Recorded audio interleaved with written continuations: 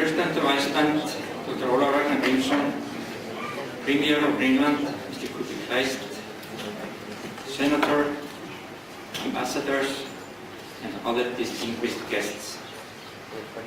My name is Stefán Sigurðsson. I'm the Rector of the University of Akureyri.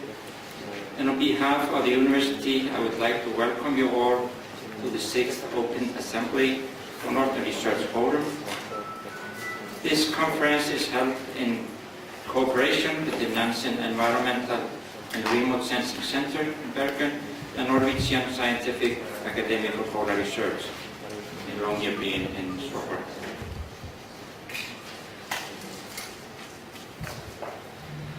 University of Akureyri. In the university, we focus directly or indirectly on northern aspects. We therefore look at ourselves as an Arctic university.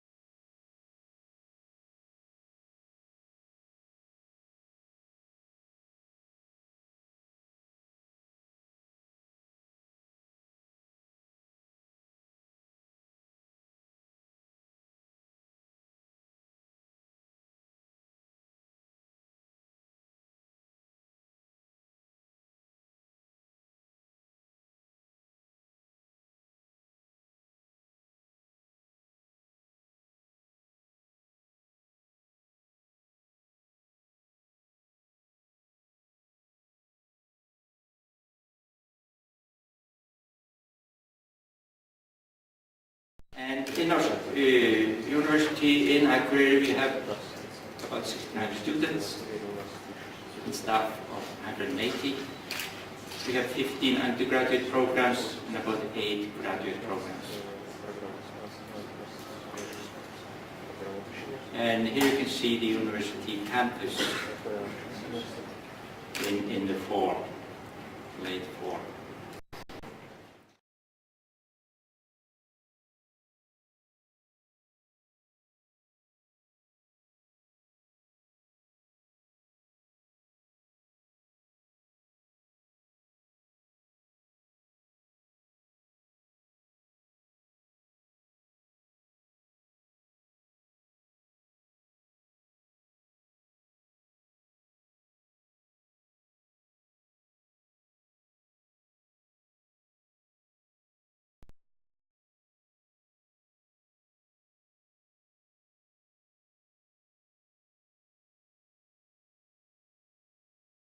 And Greenland is covered.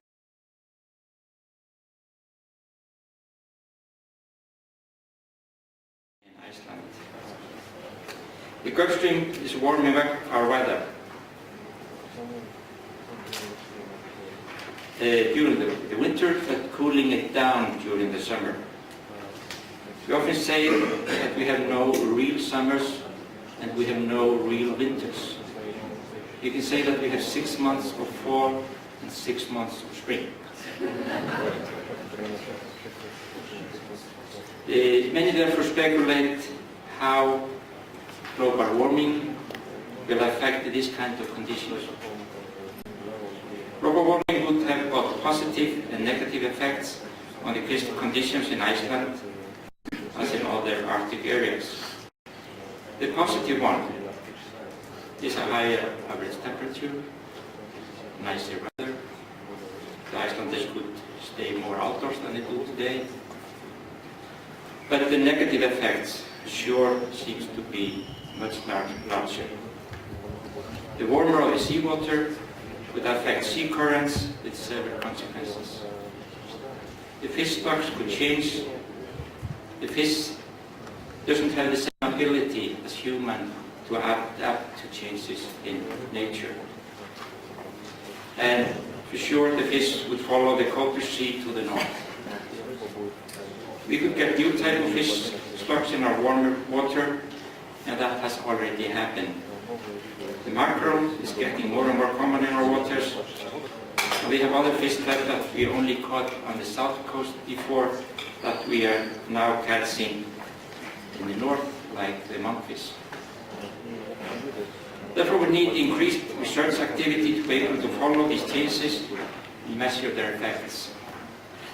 We need also to investigate how these changes will affect the way of living in Iceland and in other northern areas, social effects, things like that.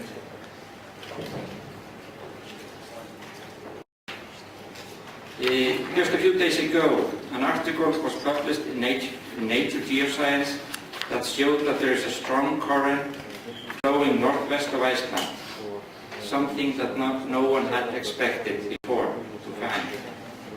One of the researchers writing this article is a professor at the University of Akureyri, Dr. Sigurðsson.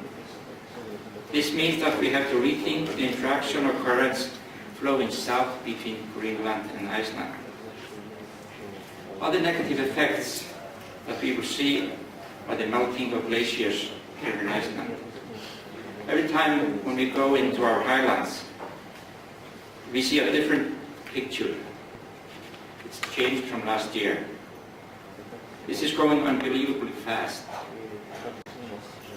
There we also need to increase our research. All our electrical power stations are driven by rivers coming from these glaciers.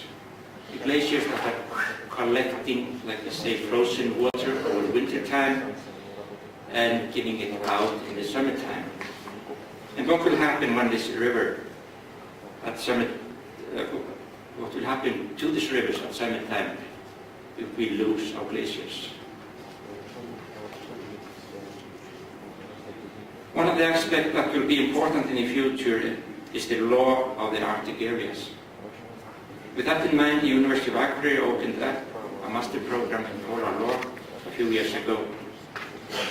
In that program, we study all international and domestic law concerning polar region, both in the Arctic and Antarctic.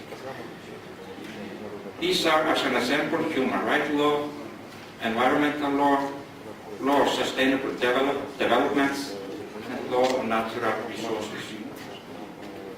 We also work on questions of sovereignty and boundary disputes on land and sea, the rights of indigenous people, self-government, and land and resource claims in the polar region.